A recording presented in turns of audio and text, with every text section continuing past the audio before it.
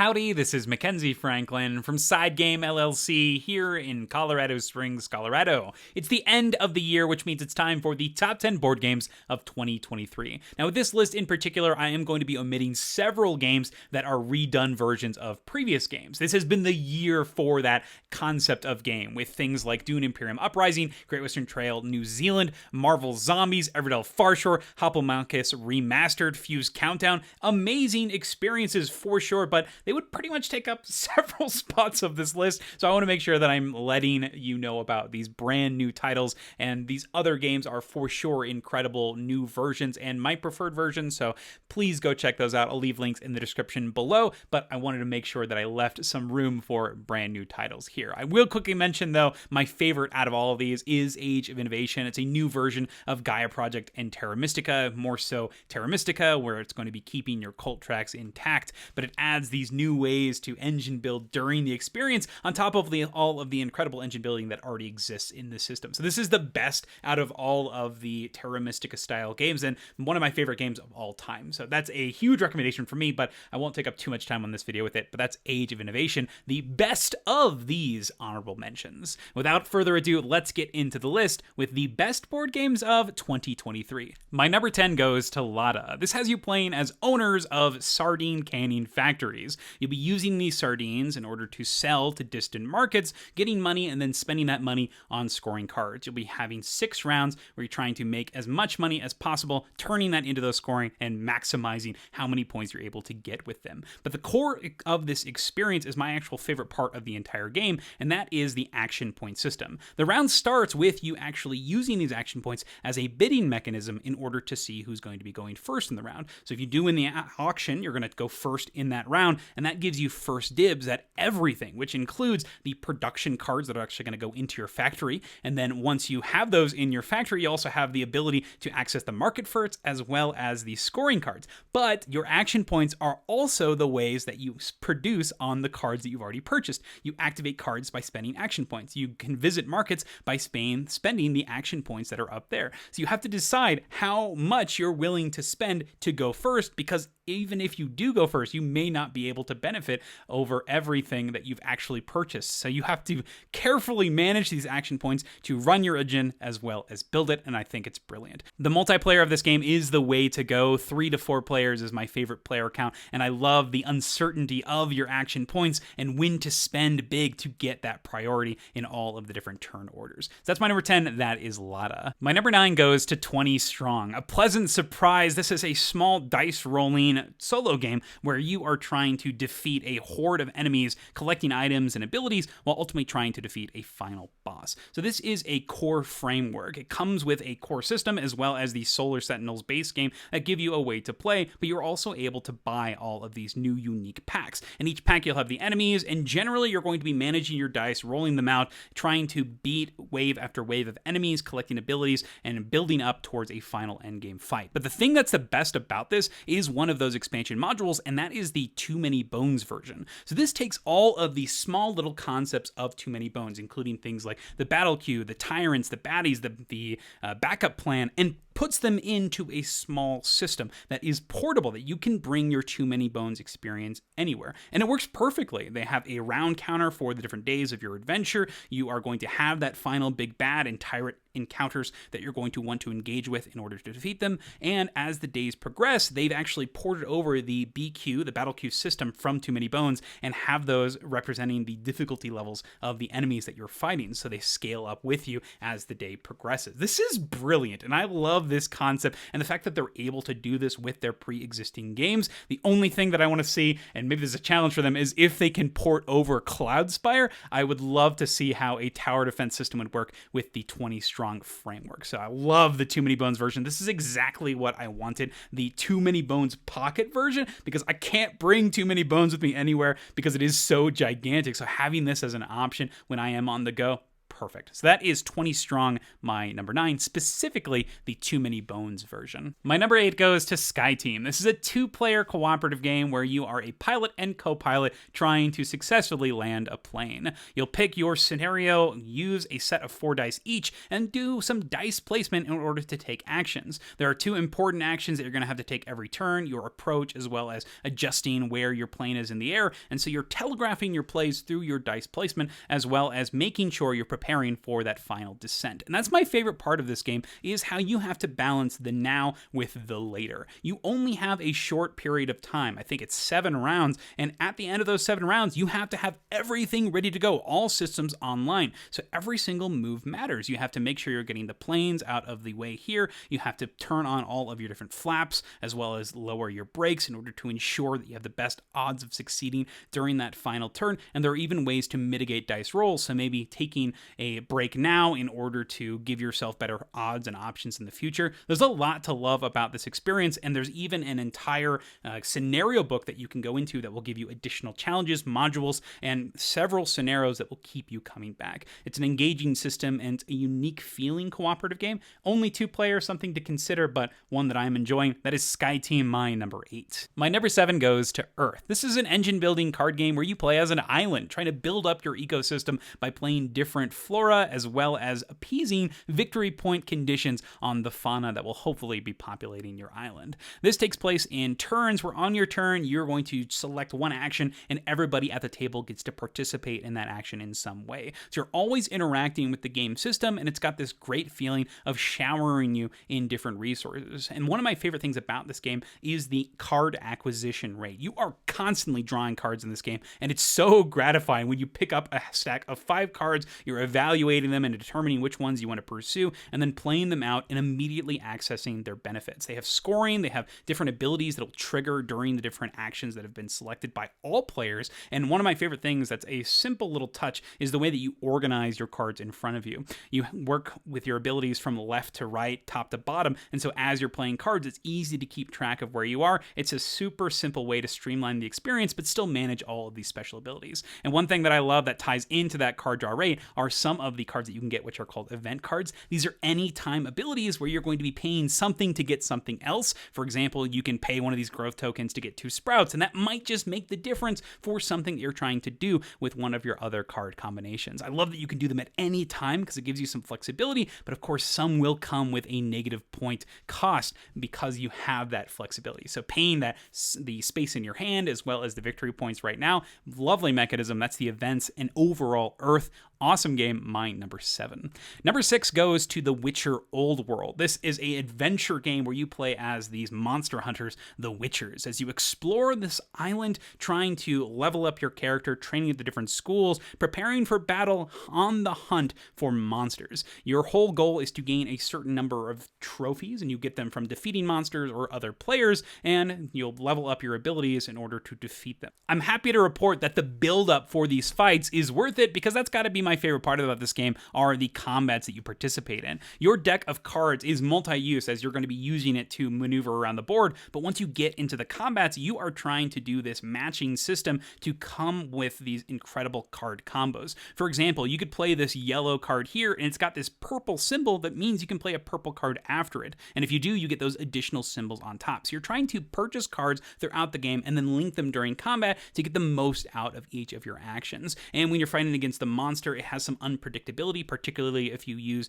I think it's the Monster Trail expansion where they have some reactions, and so you're trying to time which cards to use when based on the behavior of the creature that you're attacking. My favorite way to play this game has to be using the Witcher Old World Wild Hunt expansion. This has you overlapping your turns when you're playing in the cooperative mode, so it gets rid of the downtime that existed in the multiplayer version and has you fighting a gigantic final boss together in that final round. It's amazing. So I love this expansion in general. It's my favorite way to play, but the Monster Trail expansion as well gives that personality to the enemies and monsters you'll be fighting during the process. So those 2 expansions for sure. So that's my number 6, The Witcher Old World. My number 5 goes to Last Light. This is a space 4X game that's been condensed through the use of simultaneous action selection. Every single round, you're taking a card from your hand, putting it face down, revealing it, and then using that card to interact with a main game board. You're either moving and attacking the enemies, developing technologies, getting resources, resources, spending those resources to build these different ships and mining facilities, all in the purpose of getting to 20 victory points. The board rotates, you're interacting with all of the different players on the board. Based on your player count, it's going to shrink or expand the board, so that way there is interaction with all of the different players, and it's a race to victory points through the use of the tools of your faction, as well as technologies and alliances you may be developing along the way. My favorite part about this game is the technology system, as well as your technology board that's going to be in the front of each player. Each player starts the game with an identical board that basically just tells you all of the stats of your different ships. You got your small ship, your medium ship, and your big ship, but each of the ships has a number of upgrades that they can hold, and these are ship mod technologies, so they can hold them based on their size, and so you get to customize your ships as you play the game, and that's so much fun to me, where you're going to have your own unique ships that behave the way that you decide to make them. So how are you going to invest in having incredibly powerful tiny ships, or bringing out these huge behemoths that can just take down anybody with like a triple mod stack? And then on top of that, there are these ship ability technologies, these green cards, and you only have one per ship, but they allow you to give special abilities to the dice during combat. And I love this concept. You have a face that doesn't do anything unless you've invested the technology to give it some special ability. This could be additional damage, allowing you to destroy excavators, allowing you to get extra moves or pull back action cards. They are multifaceted in how they can be used to interact with the game, not necessarily needing to be combat focused, but giving you reasons to interact with combat. So it's adapting to the technology you're drawing and deciding when and where to place them on your different ships. So that is my number 5. That is Last Light. My number 4 goes to Ancient Realm. This is a solitaire civilization making game where you're going to be spending resources in order to build out your civilization. Now, your civilization is a gigantic row of cards, and every round you'll have a market to choose from, and you're deciding where to place these. You can either place these standard civilization cards, putting them on the left or the right of your civilization to extend it, or paying resources in order to build out these gigantic wonders. But you're not just having the option of building left or right, you can also put these cards on top of others, and when you put them on top, that's when you trigger the abilities of the cards. For example, if I cover up this grain field, I'll get a grain by paying a coin, I can get some extra resources, or I can get additional coins. But when you cover up the cards, you're losing any passive abilities or combo potential they might have. For example, if you don't cover up the mine, it's going to give you a new venue to score points. I love this concept because you're always given the choice of, do I get this resource? Do I keep the symbols? And do I just build out my civilization as much as possible to retain all of these resources? There's so many choices packed in every single card, and on the backs of the cards, there are even events that give you ways to manipulate all of these systems. And when you're pulling from the different decks, you can choose which deck to pull from in order to retain specific event cards and cash into those. You can also get rid of the wonders in order to get special abilities. There's so much to love about this game, but my love for it just increased by playing the expansion, and that's the Monuments and Misfortunes expansion. I do need to let you know that SideGame LLC was provided a copy of Ancient Realm for review purposes, but I did go out and get a copy of the Monuments and Misfortunes expansion myself, and this has elevated the game from an 8 to a 9 because it's added what I wanted, and that's a sense of unpredictability and extra content. So you're going to be adding 3 new cards into your deck every game from this small expansion, only 6 cards, and then removing 3 from the core game. So you have the uncertainty as well as new ways to score points, as well as additional restrictions in the form of the misfortunes. This is exactly what I wanted. New puzzle pieces and new ways that you're going to have to change and adapt to, as well as new events that are on the back of the cards that you get to use to increase your longevity as well as the immediate experience that you're having with the game. I love this expansion, and Ancient Realm as a whole has knocked it out of the park. So that's my number 4, Ancient Realm.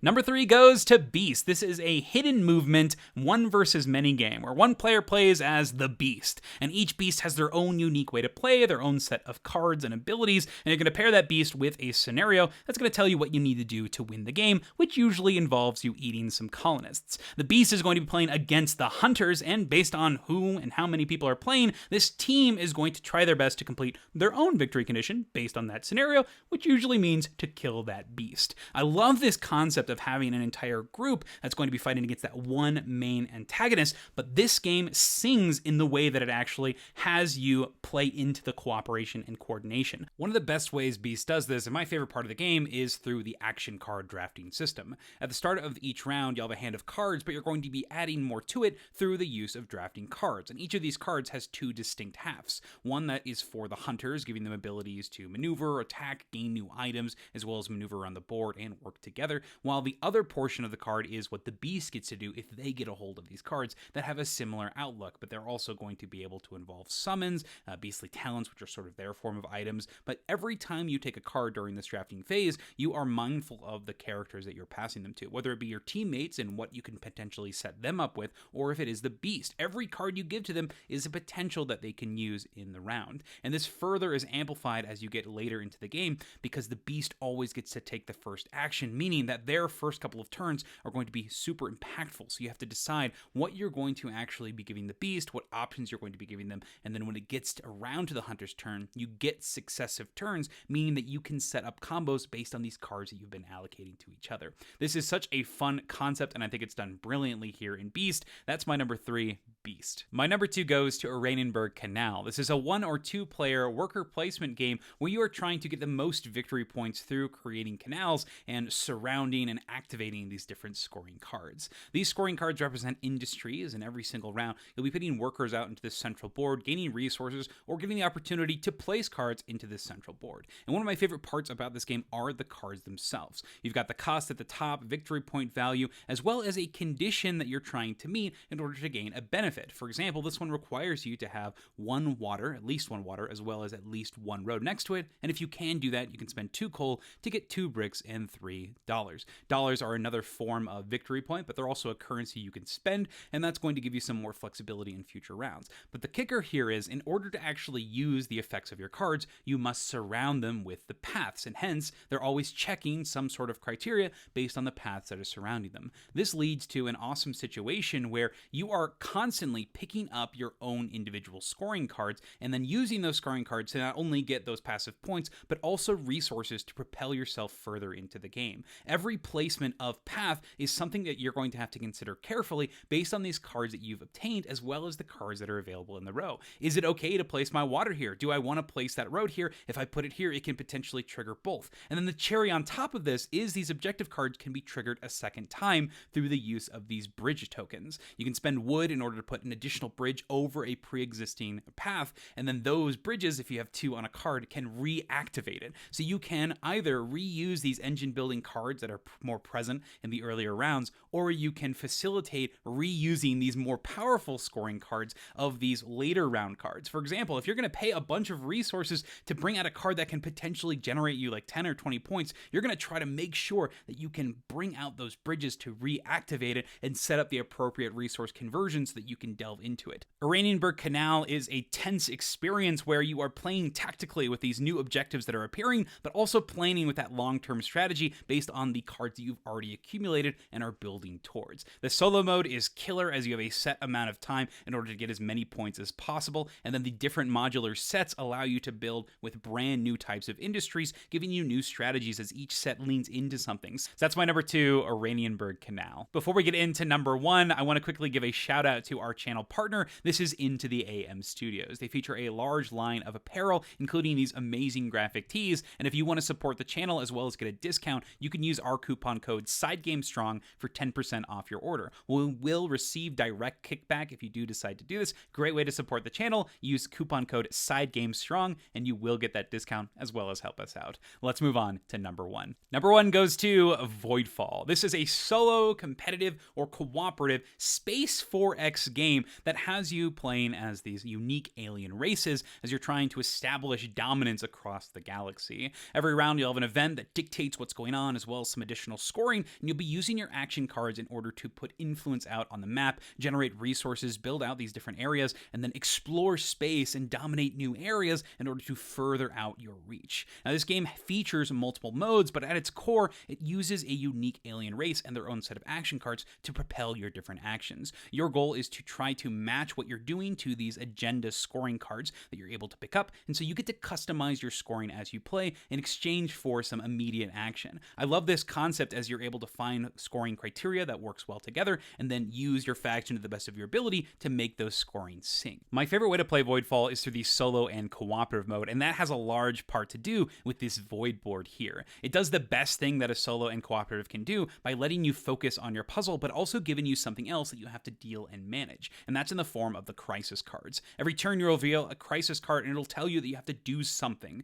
or if you ignore it, it'll go onto the board and then affect you in some other way, either making you pay additional resources at the end of the round or increasing the enemy's strength whenever they are going to skirmish with you. So you have to decide if you are going to focus on getting rid of those cards, and sometimes they even have an option to immediately get rid of them by paying some additional costs, whether it be victory points in the future, immediate resources. And so it's something that's always in the back of your head and that you can plan around. Do you deal with this, or do you focus on your engine and getting that point value? Because you also have to balance this threat board with a end game scoring victory point threshold, because if you can't make that, then you lose, and every player has to do this if you're playing cooperative mode. Now, there are ways to combat this in the form of these cooperative cards if you are playing the cooperative mode, where you can help out each other, giving up some of your actions to benefit another player. So if somebody is going pretty far ahead, you actually have ways to share that wealth. And on the flip side, if you're playing solo, there are these more situational, powerful cards that you can use in order to combat all of this solo-specific threat that's coming out to you. I love how this balances how you can use the different factions to approach unique challenges and situations. There's several scenarios for all different modes of play, but I think that this one is the best way. That's the solo and co-op for Voidfall. And my favorite part about this game is the technologies and how they interact with each of your encounters. Start of each game, you're going to be getting random technologies based on either your setup or just randomly if you are playing that solo mode, and that's going to give you a unique area that you can tap into that will give you brand new abilities that is going to change drastically how your faction works and how you're going to approach the board state. A lot of these technologies, in addition to their passive abilities that are crazy, that allow you to explore all the different facets of this game, give you immediate bonuses. So there are reasons to sometimes even take a technology just for that immediate bonus if you're trying to complete one of those solo or co-op objectives. I love this concept as it's going to give you new reasons to approach technologies you might not normally have. And because of the complexity of this game, there are several mechanisms that can be adjusted from these technologies, giving them some true creativity and allowing you to look at a card and be like, whoa, how is this going to affect what's going on? And letting you bring out this huge array of technologies by the end of the experience. You've got to be able to have something that's worth giving up that action for, and so each of these technology cards makes sure that they can do that. So that is Voidfall in general, my #1 board game of